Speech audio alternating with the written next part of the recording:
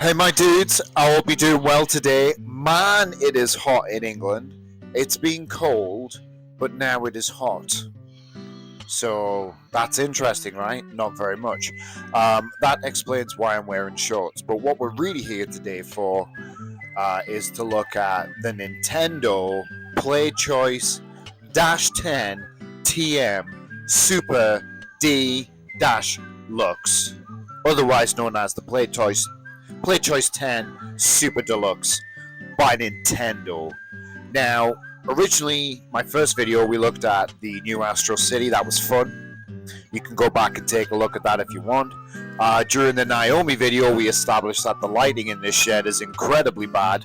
So what I like to do in this section of the video is stand around where I'm comfortable and just talk about the machine a little bit, about its technical capacities, the history of how I got it, any other little tidbits I know, and then I do like a little walk around of the machine with my phone. So I'll do like a close-up. So you'll see a montage at the end, alright? So don't worry about it. In the meantime, if you don't like this video, you can turn off. Whatever you want to do. Right, so Nintendo PlayChoice 10. So this particular machine wasn't made by Nintendo. So these machines in the UK, quite interestingly, were licensed to be made by a company called Brent Leisure. Now, Brent Leisure made like a lot of these type of licensed machines in the UK, but it is an officially licensed Nintendo product. So if you open it up inside, which we'll see later when I do the little montage thing, their logos all over. But what it does mean is, unlike some of the candy cabs, which come with the Japanese mains voltage, which is like 120 or something, these will run off 230 like ours do in the UK. So out of the box, these machines came ready for UK use. Super interesting machine. So as the name suggests, the board on the inside allows you to insert 10 games, PlayChoice 10, hence the name.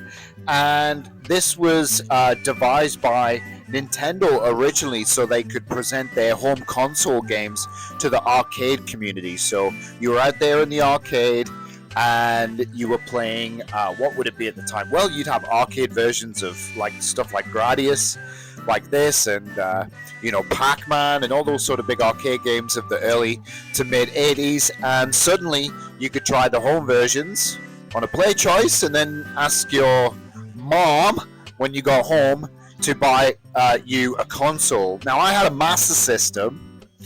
I only had a NES later, but I really fell in love with the NES in my 20s, I guess, when I started collecting for it and when I started playing Mega Man, seriously. Then I started playing loads of Famicom things.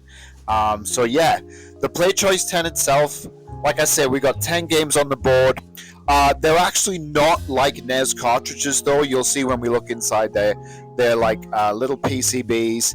Each only contain one game. There are only so many official games released. I have 2 custom boards. I have a Mega Man 1 and a Mega Man 2 board, which are custom. And they have lasted so far. I've heard some people say they break after a while, but mine are fine. But you can also get a thing called a NES Link, NES Link, which you'll see again when we look inside, and that does allow you to put any sort of NES cartridge on the machine, which is super cool. At the moment, I've got Ghosts and Goblins. I've got a few NES cards. You'll never guess what I do have mainly. It's Mega Man, because that's what I like. So we got lots of Mega Man. But what do you call it? SD cards won't work. What do you call it? The ones that are flash cards. Flash cards don't work. You can't use those. However, you can use those like 181 in 1 cards that you see on eBay and shit. So I've got one of those in the post, and we're going to try that out with the NES Link. So yeah, PlayChoice 10, super interesting machine. Couple more things to talk about. I guess the control scheme. The controls are pretty different to what I'm used to. Anyway, I'm used to the Japanese style layout. These are more like the concave. They're harder to push, I've found. They've got more depression, so you really got to be pretty deliberate with your button presses. We've got this wonderful operating panel at the top with how you select the games. The secondary screen obviously we'll see in the close-up, just looks really cute. It gives instructions on the game on most games, not with the play link unless you programmed it. But yeah, refurbishment wise, the machine came to me pretty good. The electronics were amazing. The guy who did it, his name's Jonathan. The inside of it has all been done. The monitors are recapped. It just needed some cosmetic stuff. So I've done the rust at the bottom. I added like a carpet thing here, and maybe throw in some before and after pictures that I have at the end of the montage. But the PlayChoice-10 is such a wonderful machine. I'm so glad I have it. I'm going to play so much Mega Man and Gradius and everything on this. I don't know, I might even do like Zelda or something when I get the multi-car. One last thing I wanted to show you before the montage, because I thought it was the coolest thing. Cool fuck.